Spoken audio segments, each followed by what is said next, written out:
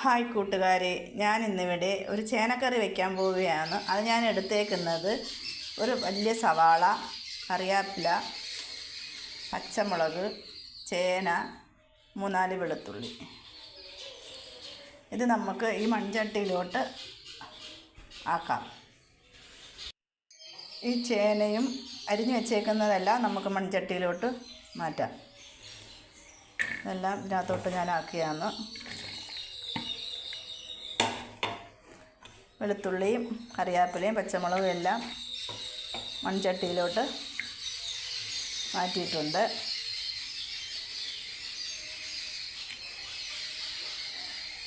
ഇനി നമുക്കിതിനകത്ത് കുറച്ച് ഉപ്പ് ചേർക്കാം.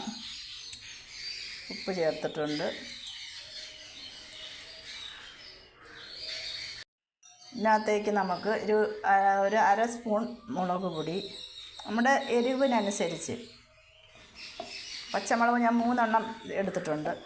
അപ്പോൾ പിന്നെ അതിനനുസരിച്ച് നമുക്കെടുത്താൽ മതിയല്ലോ. ഇനി കുറച്ച് മഞ്ഞൾപ്പൊടി, ഒരു 1/4 ടീസ്പൂൺ മഞ്ഞൾപ്പൊടി ചേർത്ത് ഉപ്പൊക്കെ ചേർത്തിട്ടുണ്ട്. ഇനി നമുക്ക് അതിനകത്ത് ആവശ്യത്തിന് വെള്ളം ഒഴിക്കാം. വെള്ളം ഒഴിച്ച് നമുക്കിത് വേവിക്കാം. ഇതൊക്കെ പഴയ കാലത്ത് മുത്തശ്ശിമാരൊക്കെ ഉണ്ടാക്കുന്ന കറിയാണ്. ഇതൊക്കെ നല്ല ടേസ്റ്റാണ്. ഇതൊക്കെ ചോറിൻ്റെ കൂടെ കഴിക്കാൻ. ഞാൻ വേവാൻ സ്റ്റൗവിൽ വെച്ചിട്ടുണ്ട്.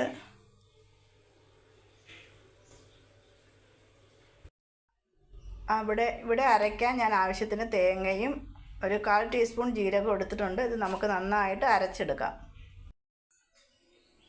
നന്നായിട്ട് തേങ്ങ അരച്ച് വെച്ചിട്ടുണ്ട്. ചേനയുടെ വെന്തുകൊണ്ടിരിക്കുന്നു. നന്നായിട്ട് തിളച്ചു. ഒന്നുകൂടെ വേവാനുണ്ട്. ഇവിടെ അതാ ചേന നന്നായിട്ട് വെന്തിട്ടുണ്ട്. അങ്ങ് ഉടയണ്ട ചേന. അതിനകത്ത് നമ്മൾ അരച്ച് വെച്ചേക്കുന്ന അരപ്പ് ചേർക്കാം.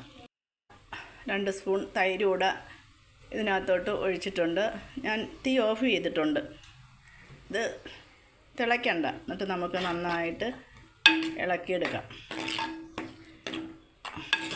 ഉപ്പൊക്കെ കറക്റ്റാണ്. നമുക്ക് കടുക് വറുത്തൊഴിക്കാം. ഞാൻ കടുക് വറുക്കാൻ പാൻ ഇവിടെ വെച്ചിട്ടുണ്ട്. അതിനകത്തേക്ക് കുറച്ച് എണ്ണ ഒഴിക്കാം.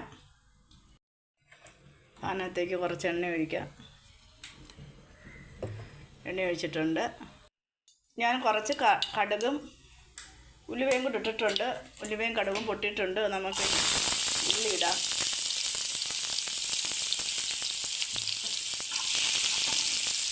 കൂടെ നമുക്കിതിനകത്ത് ഇടാം. അത് ഉള്ളിയൊക്കെ മൂത്തിട്ടുണ്ട്. ഞാൻ സ്റ്റവ് ഓഫ് ചെയ്ത് ഇതിനകത്ത് 2 കറിവേപ്പിലയും കൂടി ഇടാം.